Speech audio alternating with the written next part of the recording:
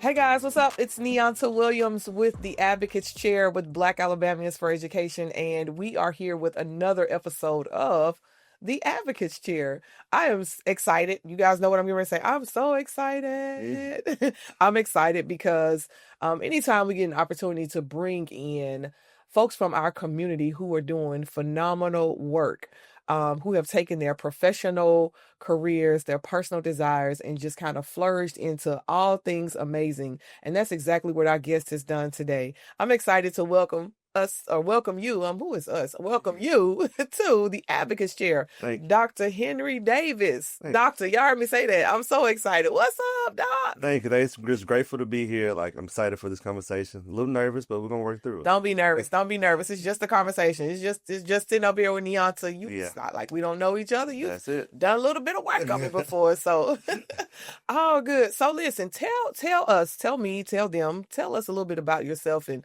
who you are before you were Dr. Henry Davis. You were Henry Davis, Lil Hen, Red. I don't know. Tell us about who you are. All right. So Henry Davis, that's my name now. But if you talk to anybody from community Calera back home in Mobile, they know me as Red. So that was me.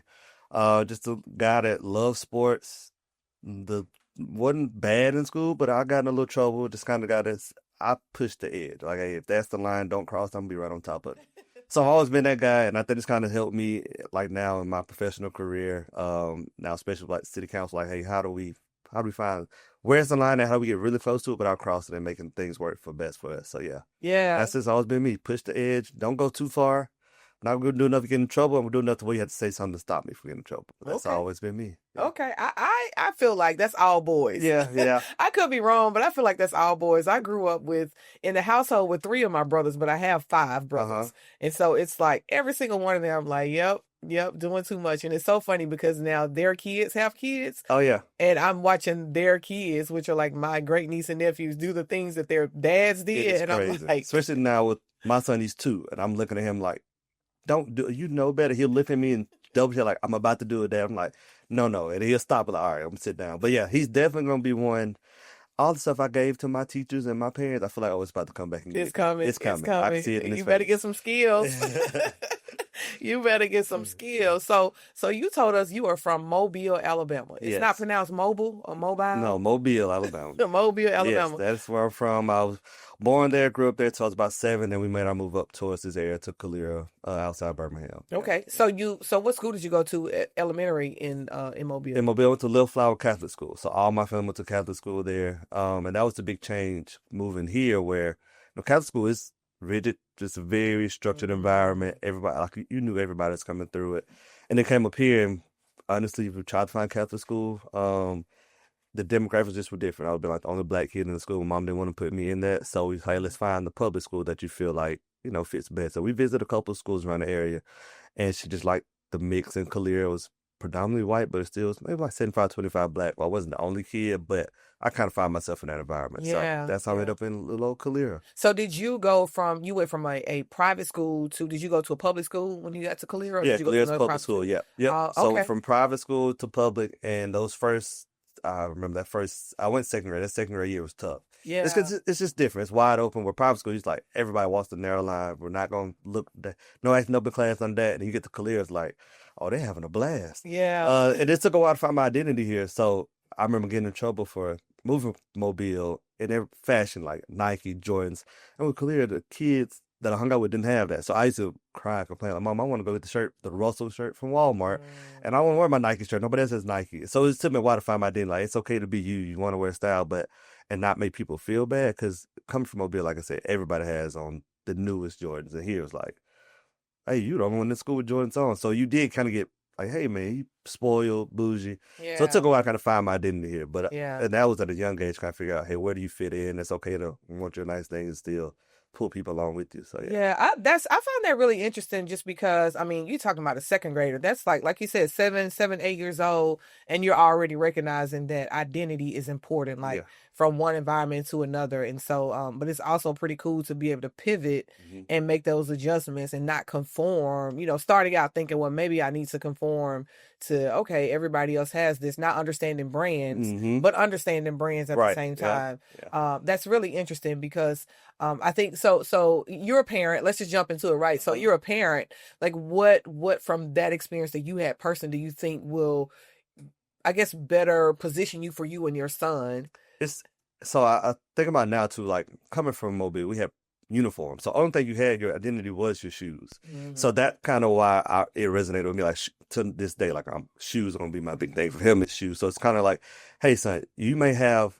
I'm gonna make sure if I get a pair of shoes, you can get them, and I like nice shoes. So you may have nicer shoes, but it's not saying that you're better than somebody because you have nicer shoes. It's like this is our thing. I don't spend money on like coffee. I don't spend money on a lot of things. I save my money for shoes. What is your thing? And if that's something that I always use for like punishment, if I got in trouble, I didn't get shoes. My mom knew, hey, you get all A's and B's, you get a pair of shoes. For him, it's like, what is your thing that you like? How do I find, if you do good, I get you that. And if you don't do good, you're not going to get that thing that you want. So it's kind of fun. That's kind of how I use it now. Like he's basketball. We watch basketball all the time. Hey, if you don't pick up your toys or like he's on the thing eating pouch and throws on the floor. Okay, if you throw the pouch on the floor, we're going to stop shooting basketball until pick other things. So finding whatever he likes and find, hey, I can use it against you also to try to help with parenting. Yeah. That's been the biggest thing. Learning. That's good. Nobody teach you how to parent. You just figuring it out on the fly. Yeah, there's no book. Yeah. That's been the biggest thing. Yeah. So we moved from Mobile to Calera. Calera Middle School, and then Calera High School. Calera High School, yes. And then it was time for you to graduate, and you decided that I'm going to college. Yes. And so, where did you go to college? I went to Alabama State University. What? Montgomery, yes. Alabama State. Great time to be a Hornet, yes. Okay. That was where I went, and that was a shock to a lot of people, too, because, like I said, coming from Calera, it's predominantly white. So, the fact that I went down to HBCU was kind of alarming to, especially a lot of my teachers. I bet your fears. Yeah. So, and my stepdad went to Alabama State University, so that's all I saw. He was a Kappa too, so it was just like, hey, I see his friends come up. He keep throwing these nuggets in here, like, City Council member, he's a Kappa. So are you saying we'll get to that? Yeah, so he was a Kappa too. So it just his friends come over, line brothers come over, and you see like, oh, me and my friends look, hey, I want to go hang out. 20 years, talk about the good times at Alabama State, laughing at things, and that's kind of how it went. But it was a shock to a lot of people coming from Calera and when I was in middle school, it was our 6th through 12th grade together. So it was like you going from this small school, and I was like, I wanted to go to Alabama. My mom said no. My best friend played football at Alabama. I was like, you go there, it's gonna be too big. Y'all gonna be wide open. Y'all get work done. So she was like, find something that fits you in the middle. And Alabama State was not huge. It's a nice number, but it also still felt like I get that small sense of community that I'm used to in Calera. So, and it was my people. So it was a shift. So what about your experience at Alabama State sort of shaped your understanding of like education, both from an opportunity and responsibility standpoint, being that you went from a predominantly white high school to an HBCU? Opportunities are there wherever you are. So resources, you're not going to have that at a HBCU. But that doesn't make or break what your education could be. And I think a lot of times, a lot of parents now out here that look like us don't want the kids going to HBCU because they don't have the resources. But it kind of made you grow up in a sense a little bit quicker.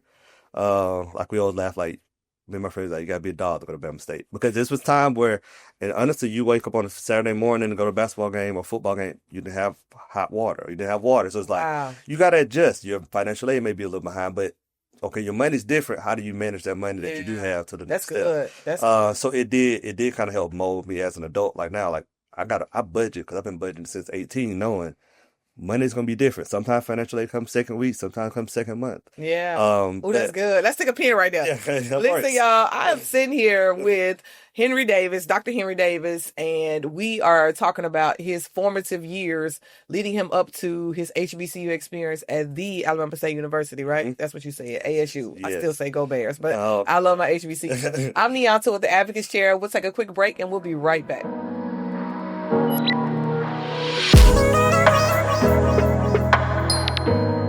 Neonta Williams back with the Advocates Chair, Black Alabamians for Education, and I'm sitting here with Dr. Henry Davis, and we were talking about your HBCU experience and how it shaped you. And you were mentioning that at Alabama State there were, and I would say, I would contend not just Alabama State, but at many of our HBCUs there is sort of a lack of resources. But I would also contend that in exchange for lack of resources, there are some other tangible things that we gain in life that are life skills. So would you say that was your experience as well? Definitely so. What are some of those things you think you picked up? So, like I said, budgeting was a big thing. Like, financial aid is hit or miss, and I didn't really notice it as much of a problem until I got to UAB, or a problem, but the difference. But like I said, Alabama State, financial aid, you waiting on your grant, you're waiting on loans if you're getting it. I was on scholarship, so I got a grant that kind of filled money in my pocket to live off of. So, like I said, sometimes it came to the second week of school, sometimes it came to the second month, but you can't depend on, hey, I know I'm getting the second week, so I have to budget differently, I have to live life a little differently. And that translated right into my personal life. Sometimes you never know what's going to pop up. Yeah. You know, you have car problems, something pops in the house. It's like, how do I budget, make sure I have a cushion enough so if something happens, I'm not drowning? Yeah. And that was one of the ways that I learned that at Alabama State. Yeah. Also, just communication with friends, like the network that you have there, like those friends that I have at Alabama State.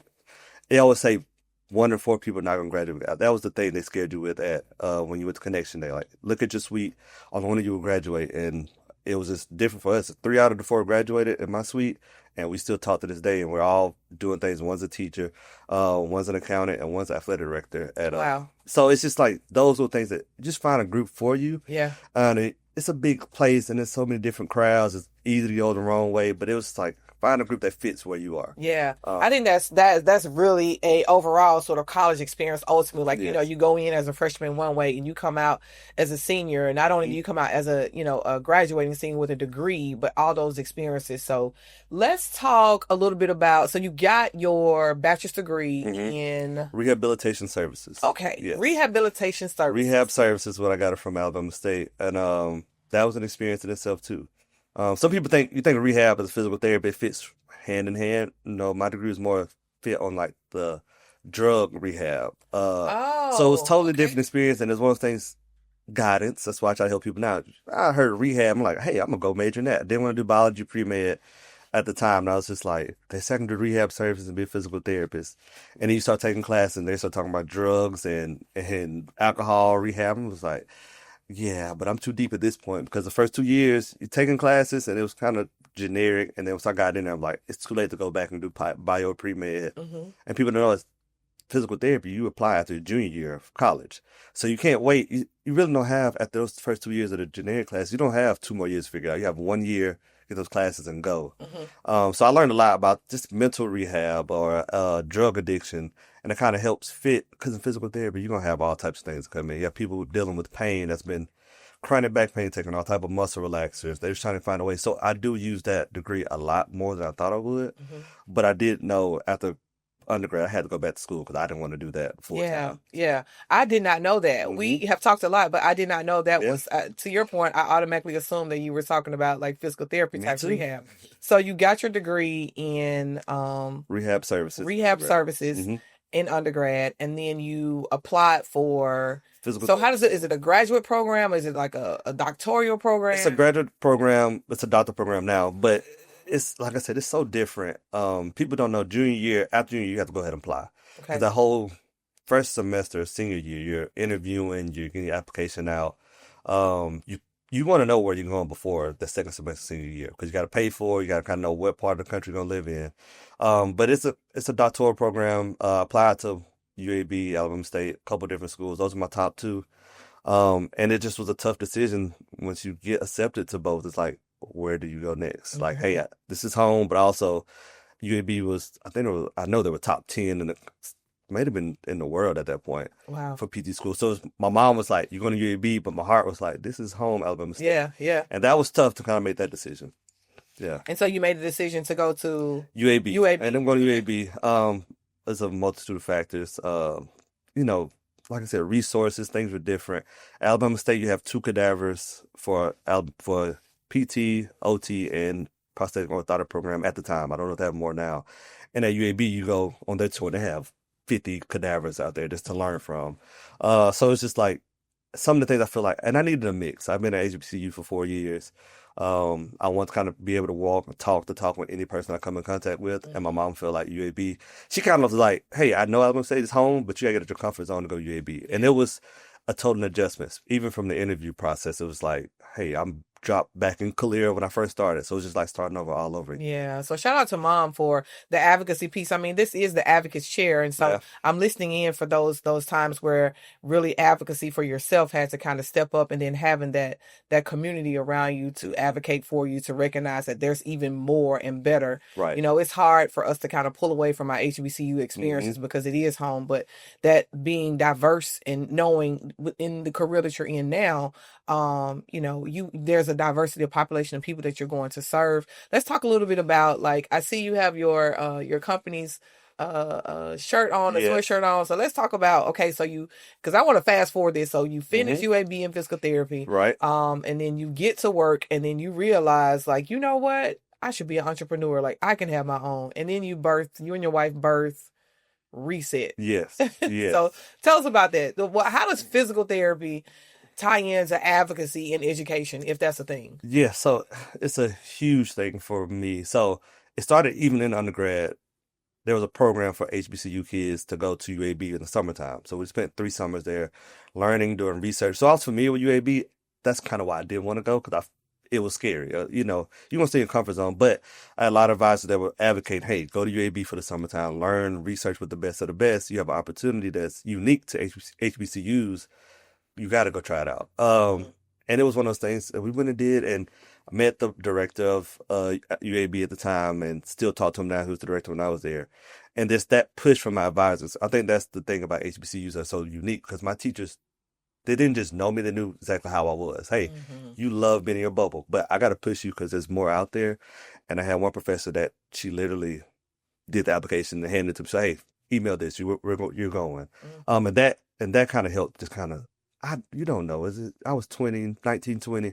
I just know what I know. And that kind of helped shape me. Hey, these kids don't know what's out there in the big scary world. And now that translates to me now as a PT. It's not many African Americans that are physical therapists. So I try to go back in the high schools, like Calera High School. I talk to the students at least once a semester. This is what physical therapy is, because as a culture, we know nurse, doctor. It stops about there.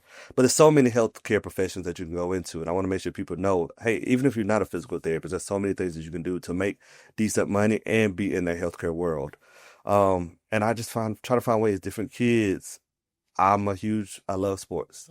There's so many kids that look like me that in high school, they just know they love sports, don't know what's next. Yeah. So find a profession that you love to do. Physical therapy for me, I'm around basketball specifically every day, at least multiple hours a day. So I was like, I love basketball. I don't want to be a coach. I'm not going to play forever. I'm 5'6" on a good day. So I was like, I got to find a different avenue. And that kind of helped for me. It's like, find the kids that are bright, that want to kind of find a way to get into this space. How do you do that? I wear Jordans and joggers all day. Like, I have a bit of time at work. Just do the work and find a way. Hey, this is the path for you. Do your work, have the right classes. And we can find a way for you in this physical therapy space and work with athletes all the time. Yeah. I'm so, I'm excited about you being here and sharing your story and your journey, because I think that for parents and people who are listening in, like, it's not a one size fit all. And there are plenty of opportunities and ways for people to be exposed to their career and career opportunities. And so really excited. We are going to take another break. I'm Neonta with Black Alabamians for Education, and this is the Advocates Chair, and we're sitting here with Dr. Henry Davis, physical therapist, CEO, owner of Reset, and we'll be back.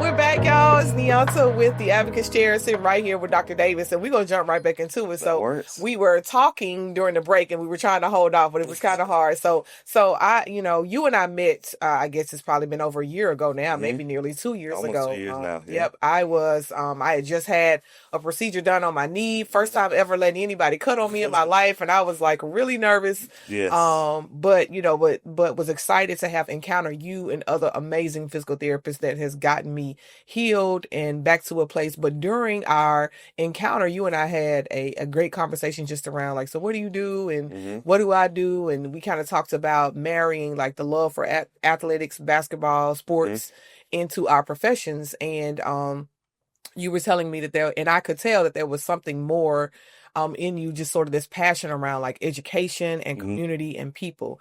And so, of course, through Black Alabamians, I was telling you about our next level leader Yes. cohort that was designed for professional degreed individuals who knew that they wanted to take a deeper dive into education. And so encourage you to apply. You applied, got accepted into the program, completed the next level leader cohort. And then the next thing you were like, I'm like, so you gonna run for office? Yeah. Because that's the goal, right? We want to develop leaders to propel them into a position so that they can be, be stakeholders in the community at a different hmm level. And so you were like, nah, I don't think so. And then one day you hit me up and was like, Yeah, we're gonna do we gonna do it. it. So what did we do?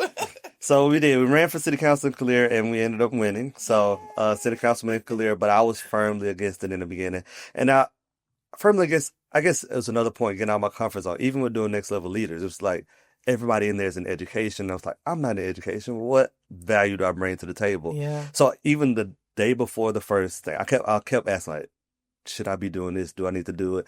Do it? And I finally got, I'm gonna go and see what the first day is like. Even the first day, I was like, I don't know if I'm supposed to be here, but getting out of my comfort zone, I realized, okay, there is a spot for me at this table. Being able to talk about advocating for kids that look like me, being able to talk about education in the space, and I was like, okay, I need to take what I learned in this space and bring it to my community back in Calera, and that's what really led me Yeah. to run for city council. Yeah, I love it. So, is there anything else that you feel like you gained from just being amongst other educators or educators, right? People who are outside the profession you're in, but just hmm understanding the need Yes, for. you oftentimes you know what's important to you or what involves you. So you don't look at the bigger picture. I think being in that room, you hear about all the different situations that's around this, especially the Birmingham area, that you hear things, but you don't really sit at the table and see, like, what's the solution? I think that was the huge part for me. We weren't just complaining about the problem. We're trying to find solutions, or if there is a solution, and being realistic with yourself, like, hey, how do we make this happen? Is there so much that this small group can do, or there's going to be a bigger group of people? Yeah. But I learned so much just like I said, I'm not in education, but learning the laws, the history, and you have to know the history so you can know how to adjust, so you don't repeat it. Yeah. And I think that was a huge part of it. It's just saying, hey, things are turning, and it's so different. It's not so black and white of racism or anything but there are people put in different groups now, and so how do you keep people away from that? How do I make sure this population is taken care of to their best ability, give them the resources to do what they can do? I That's learned all advocacy. that. I learned all that Yeah. through the program. I love it. Yeah. That's advocacy. And so, I'm really proud of you. I'm grateful that that's what you gained from your experience participating in Next Level Leaders. Birthing something alongside LaShandra, that was our goal, hmm that really we could sort of instill seeds of purpose hmm and intentionality in the people who participate in the program, to recognize the value, to say, you know what, I can go out into the community. We would love for all of our cohort members to actually go and run for office and hmm be those change makers that the community needs, but everybody's not going to do that. And so the goal is, whatever table you have an opportunity to sit at, that you now have a lens of hmm what is happening in K-12 education, how it impacts post-secondary education, and then what can our community do about it. And so now, as an elected official serving as a city council member in Calera, you probably made history as the youngest. Yeah, I did. Wow. The youngest to ever win in Calera. I think it may have been Shelby County, but I know Calera. Wow. Yeah. Wow. And is that also the first African American? No, The youngest? young. Yeah, definitely young. We had three currently on the council. Three African Americans. That's currently now. It was three last year, so I replaced one. But there was definitely the youngest, and they were not expecting the young guy to come in and win. So there's a lot of Yeah. that campaign was tougher than I thought it would be. It was one Yeah. thing I put my name out there, people know me, but they start kind of coming out like, is he old enough? What does he know? He's only 29. So it was a fight of just kind of, so just because you've been doing it the longest, I mean, you've been doing it the best. Yeah. Yeah. So sometimes you have to get a different perspective, especially with Calera growing the way it is. Yeah. Young families are moving in, so they value different things than the older population. I Yeah. think everyone like us was above the age of 60 at one point.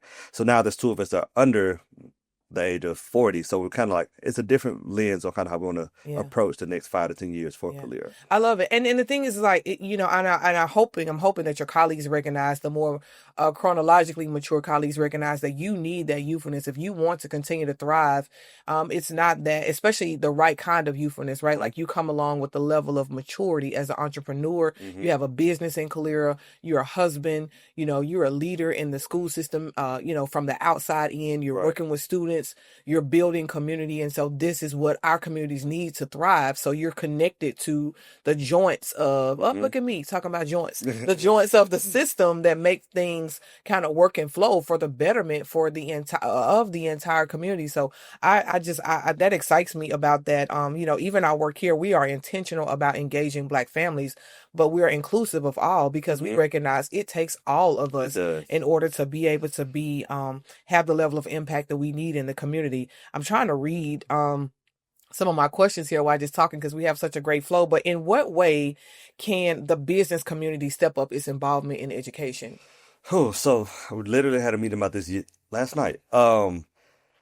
I guess for Calera, it's different right now. We have a lot of kids that are moving from other areas into this because we have a lot of homes that are coming. So people move from all different places, come to different education backgrounds. For us as businesses, I'm doing a push right now to get business to donate money to the school system to be able to provide tutors for the kids that come in that are a little bit behind. Understood that, and that's just they come from different school systems. If you're in the Calera school system, K through 12, they're all at the same pace, but your kids coming in, it's kind of throwing off the riff. So we are trying to find different programs of how do we help these kids that move in, that it is, like I said, moving in. It's a big, scary world. If you move from a predominantly Black school that come to Calera, where it's 50-50, that's totally different from where you're coming from. So I'm trying to get different communities and donate to your community, sponsor your community help, because the school system, that's the heart, that's the core of the community. Yeah. If schools are behind, you can't truly grow community to the level that you want to. Yeah. So I am doing a big push now. Hey, how do we get these small businesses that are here? Yeah. Let's give something back that's really gonna help the city grow, help your business grow in the long run. I love it. I feel like, to me, those are all the things that's exactly what we wanted to build through Next Level Leaders and our advocates that are out in the community. Like when you're at a table, you speak up and help them recognize there's a need, and again, getting the business community to come together to provide those supports and resources so that all of the students can continue to thrive and become everything that God has intended for them to be. So that is so exciting. Listen, I would ask you one last question, and I think and then I'm gonna get you to turn to the camera and tell the people what you want them to know. But what are we not talking enough about when it comes to preparing students for college, career, and civic life? For me, it's accountability. I think right now, like I said, there's a major shift in education, especially things are just so different from when I was in school. COVID kind of changed a couple things too, but we're coming out the backside of that. But we're not holding these kids accountable. From sports, from in classrooms, it used to be a point where if you don't do things you're supposed to do, you don't get to live the life you want to live. I think right now we're letting kids the kids that I'm around at, I'll speak from my community in Calera. We're not holding them accountable. They're getting in trouble, but they still be able to participate in things. The teachers, when I hold them accountable, hold a standard. The principals, the school system, it's just the parents. We gotta hold people accountable for what they want. They say they want this, but you're not doing the work to become whatever you want to be. Yeah. I think and you can do it in a tactful way, in a nice way, to say, hey, look, you said you want to do it. How am I going to hold you accountable for that? And for me, I appreciate people to do that for me. Like, I don't, just because you hold me accountable, you're bashing me or you're on me about something. But make sure if I said I want to do it, make sure I'm doing it to the best of my ability. Yeah. I think that comes from students, from kids all the way to adults. We got to hold people accountable for what they say they want. Yeah. Yeah. I think that's great. I love that accountability piece. Like, I don't think it could come from a better person. You're an entrepreneur. You are a young man who relocated at a young age to a city in a community that looked different than what you had grown up in. You had your HBCU experience. You've had your PWI experience, and you now recognize like the greatness that's in you and what's to come for your son and your wife and family. And so it's really awesome what you do. And I think that is so important, that accountability piece of every single person that's involved at the table. So listen, we've been blessed to have you here on the Advocates Chair. So grateful you took the time to come and join us. Thanks for having me out. Absolutely. So listen, you can turn to that camera and tell the folks whatever you like them to know. All right, like I said, my name's Henry Davis, a physical therapist, entrepreneur, city councilman, Calera. The biggest thing is get out of your comfort zone. I think throughout this podcast, I feel like I said that multiple times, and that's pushed me to kind of get to where I am now. Still have a long way to go, hopefully, but get out your comfort zone. I think we love to be in our bubble. Get out in that bubble, you see so many things. Your brain can only go where it's been, so exposure leads to expansion. Take your brain outside your bubble. That's it. Nuggets. I'm Neonta with the Advocates Chair, Black Alabamians for Education. Thank you so much for listening in to us. And as always, cheers to the chair.